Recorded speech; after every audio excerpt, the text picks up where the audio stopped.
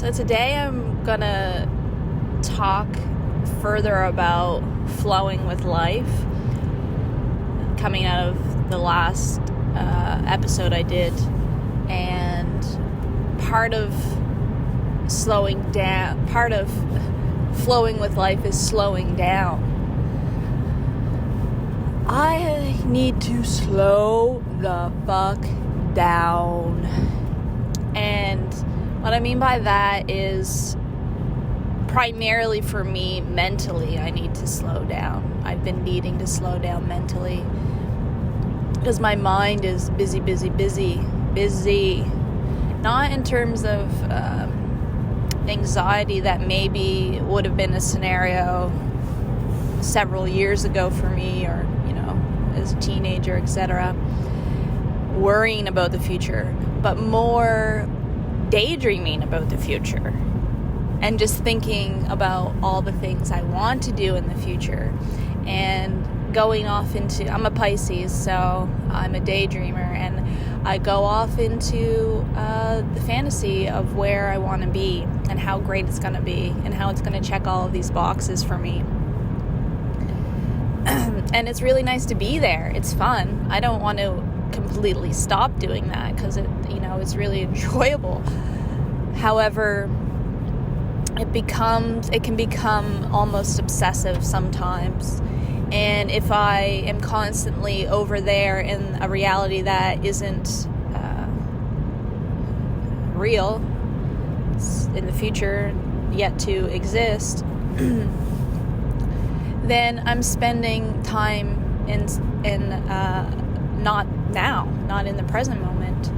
And then there's a comparison there, and there's a longing, and there's that desperation of wanting to be there, and that's where that forcing comes from. I want to be over there right now. I want all these things to be realized right now.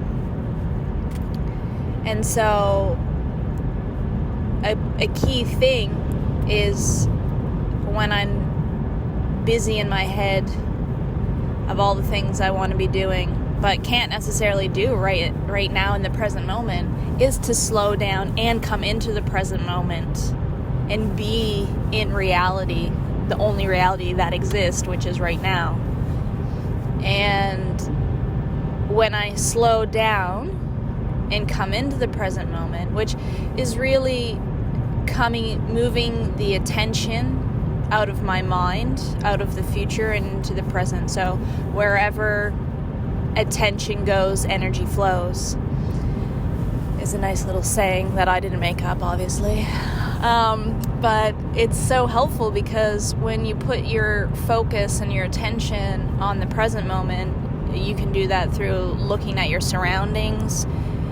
Currently, I'm in Nova Scotia, so there's lots of beautiful nature around, and just being present to that can bring you into the present moment. But you can also come into the present moment through noticing your body, feeling your hands, feeling your feet on the ground, feeling your butt on the chair, just coming into the present moment. Or if you're with someone, just looking at them, taking them all in, being present to them, being present to the things that they're saying, rather than thinking about the thing that you're going to be saying next, which I call deep listening. And so when you come into the present moment, everything automatically, I find, slows down. Now, if you're having a panic attack, that's not automatically going to slow down. I'll tell you that from experience.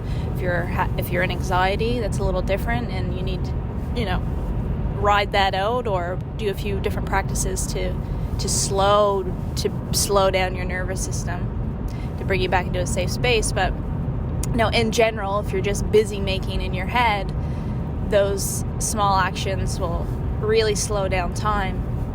And a great way to do that is two different ways that I haven't described yet, but using your breath. So if you take 6 deep breaths, that a Japanese study has shown that will lower your blood pressure and make you relaxed. And in doing that, your body when your body relaxes, your mind can relax. Okay, so that's how the body can influence your mind state. And also your mind can influence your body to relax or become more present. So if you just, again, put that attention on your body, you can slow down time.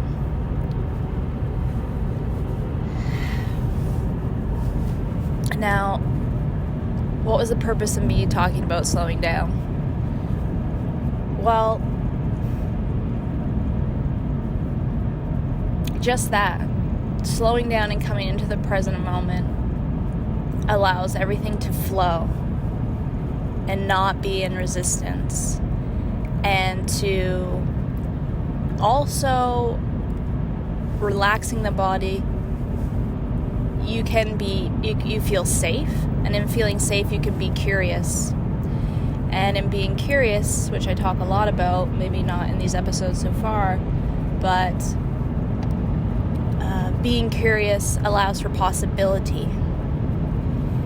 And when you can allow for possibilities, because you're open and curious about what something could be, what the future could be, what the future could bring, rather than planning, daydreaming, fantasizing, all the different details,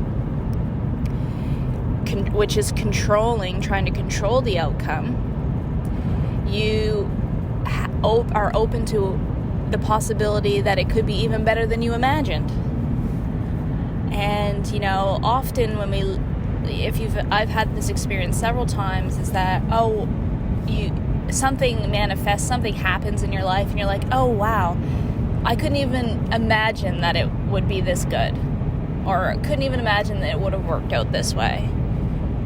And then I think back about, if I say that about my life right now, like, wow, especially with my daughter, like, who, the traditional family is not how my daughter came into my life, and I'm so happy about that, and have such gratitude for my life the way that it is. And I could never have dreamed that it would unfold this way. And if I think back of all the daydreaming that I've done about how this would manifest, what a waste of time. What a waste of energy, especially if you're overthinking about it. And most of us there's just a horse on the side of the road. That was a little shocking. Sorry. Most of us spend our days in our head, the majority of our days. And the one last thing I want to touch on here is, many of us try to have a meditation.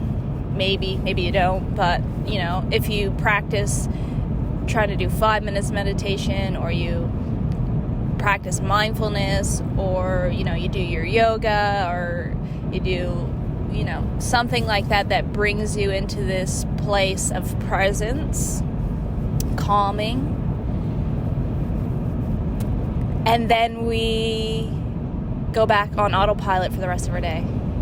Right? So we're practicing awareness and presence in a particular moment in time. But really, how do we bridge the gap between just that moment in time and extend it and expand it into our full day? And so that for me is what I've been trying to work on. Little pieces of mindfulness. Every time I just try to catch myself throughout the day. Try to slow down throughout the day. And a big piece of this is just practicing observing yourself, observing your speech. Oftentimes when I'm in my head, I'm talking really fast. I'm really fast and, and if I can slow down my cadence, I can feel the shift physically in my body. Like right now, if I slow down my cadence, my body relaxes. If I speed up my cadence, there's tension comes in the body. And so that's something to practice with yourself or observe with yourself. If you do that, you can just think if someone gets angry, the tension that's in their body and the speed and the intensity of their voice, it's also reflected back in the body. And so if you can slow your speech down, that's why you look at these meditation teachers that are out there, and they talk so slow, and it's kind of bizarre almost, isn't it? Sometimes how slow they speak. You can think of Eckhart Tolle, he's like that, and it's because he's in the present moment. And another way to observe yourself is when you're eating. I eat so fucking fast. One of my best friends in the Netherlands, we would cook meals together, and I would be literally almost on my meal before she had 2 bites eaten. And I think the amount of exercise I did at that time played a role, because I was always so hungry. But at the same time, it was the busyness. I have to do. I got to eat this, and then I got to do on to the next thing. Or I'm eating while I'm working because I got to do. Busy. I got a to-do list. And it's actually one of the main habits in precision nutrition coaching that I'm certified in is eat slowly until 80% full. Now, that's the one thing I could never do. Maybe eat till 80% full because I portion my meals, but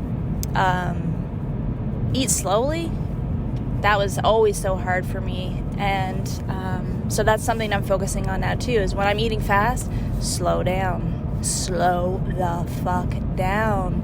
Enjoy the food. What really is the rush, So that's just what I wanted to touch on this morning for me.